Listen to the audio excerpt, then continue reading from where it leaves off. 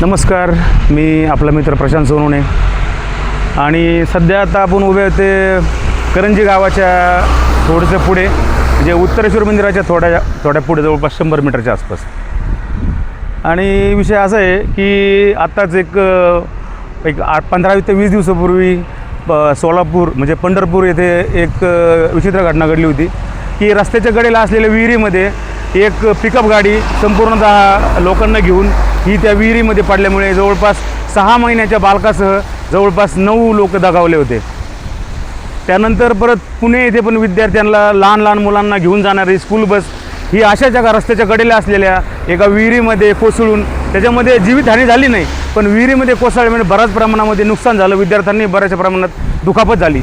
तशीच अवस्था आज आपल्या पाथर्डीच्या करंजी गावाच्या पुढे थोडे 100 मीटर भागामध्ये एकदम बघा, एकदम राष्ट्रीय महामार्गाच्या एकदम एक्झॅक्ट बाजूला ही एकदम समोर पहा ही विहीर आहे. आणि ही विहीर तितकीच धोकादायक आहे जितक्या त्या 2 विहिरी धोकादायक होत्या. समजा असं होऊ नये, पण कदाचित उद्या जर या बाजूला कुठल्या प्रकारचे डिवायडर किंवा कुठल्या प्रकारचे रोडच्या बाजूला लावणारे बॅरिगेट वगैरे जर नाही लावले तर उद्या अशी घटना कदाचित आपल्या इथं होऊ नये. तरी माझं राष्ट्रीय महामार्गाला एक नम्र विनंती आहे की इथं कुठल्या तरी प्रकारचे डिवायडर टाका किंवा इथं कुठल्या तरी प्रकारची भिंत बांधा, जेणेकरून आपल्या पुढं येणारा जो काळामध्ये होणारे अपघात हे सर्व आपल्याला टाळता येतील.